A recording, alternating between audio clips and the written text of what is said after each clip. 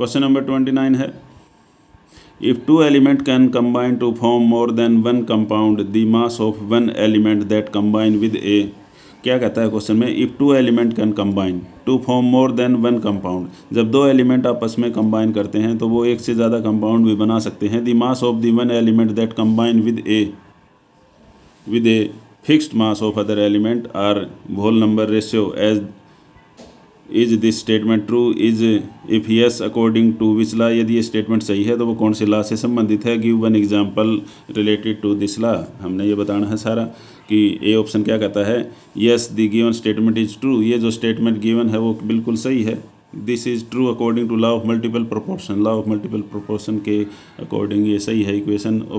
और option C कहता है, गिव एग्जांपल दें, carbon and oxygen combine to form CO and CO2। Carbon जब ऑक्सीजन के साथ कंबाइन करती है तो दो तरह के मॉलिक्यूल बनाती है, carbon monoxide and carbon dioxide. Carbon जब O2 से करती है तो 2 कार्बन मोनोऑक्साइड बनते हैं, और जब कार्बन जब O2 से करती है तो CO2 भी बनता है। तो यहाँ पर कार्बन 2 मोल लेंगे, 32 ग्राम ऑक्सीजन लेंगे तो कार्बन मोनोऑक्साइड बनेगा।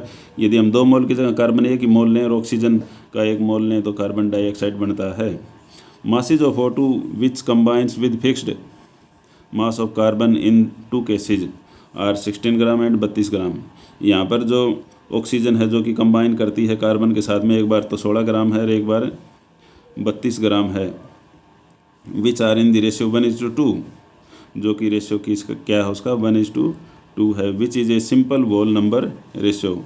तो एक बार तो carbon mass of O2 which combines with fix mass of carbon in the 2 cases, एक बार तो 16 है और एक बार 32 ग्राम है।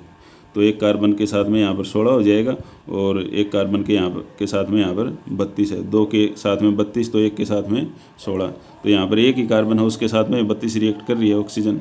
तो ये जो एक बार 16 रिएक्शन करती है ग्राम और एक बार 32, तो इसका सिंपल रेशो होगा 16 और 32 का रेशो 1:2 होगा। This is a simple whole number ratio. Question number 30 क्या कहता है, calculate the average atomic mass of hydrogen using the following. Average atomic mass निकालना हाइड्रोजन का। हाइड्रोजन के जो आइसोटोप्स होते हैं, एक होता है मास 1 बड़ा और एक होता है मास 2 बड़ा। परसेंटेज नेचुरल अबंडेंस 1 मास बड़े हाइड्रोजन की होती है 99.985 और 2 मास वाले हाइड्रोजन की परसेंटेज अबंडेंस होती है नेचर के अंदर 0.015। तो मोलर मास 1 बड़े का 1 लेते हैं, 2 बड़े का हम 2 लेते हैं। तो एवरेज एटॉमिक मास क्या हो जाएगा, समेशन PI भाग में। So where PI is the percentage abundance, AI is the atomic mass of isotopes. ये फार्मूले में पुट कर देंगे 99.985 गुणा 1, इसकी परसेंटेज इतनी है, मास इतना है, प्लस दूसरे की अबंडेंस इतनी है और इसका मास इतना है भाग में 100। ये सॉल्व करेंगे तो आ जाएगा 1.00015 एटॉमिक मास यूनिट। यू से इसको रिप्रेजेंट कर देते। क्वेश्चन 31 क्या कहता है, hydrogen gas is prepared in the laboratory by reacting dilute HCl with granulated zinc, following reaction take place. Zinc जब HCl से रिएक्शन करती है ZnCl2 बनता है और हाइड्रोजन बनती है। Calculate the volume of hydrogen gas liberated at STP। कितनी हाइड्रोजन गैस निकलेगी स्टैंडर्ड टेम्परेचर प्रेशर के अंदर। When 32.65 gram of zinc react with HCl and 1 mole of gas occupy 22.7 litre of volume at STP। Atomic mass of zinc is 65.3 atomic mass unit U।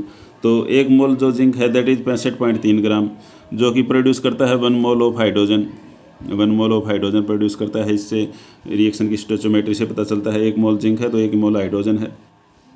That is 22.7 litre STP के ऊपर होता है। तो 32.65 gram of zinc will produce H2 at STP is equal to 22 gram भाग में 65.3 गुणा में 32.65।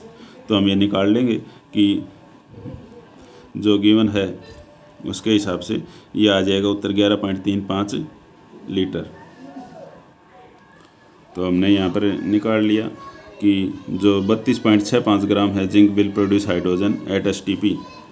तो यदि जिंक का मास है 65.3 ग्राम तो उसमें हाइड्रोजन कितनी लिबरेट होगी अकॉर्डिंग टू STP 22.7 लीटर। तो 65.3 ग्राम में होती है 22.7 litre according to STP condition. और हमसे पूछ रहा है कि 32 में कितना होगा, तो गुणा में 32.65। तो सोल्व करेंगे तो ये जो हाइड्रोजन प्रोड्यूस होगी वो होगी 11.35 लीटर।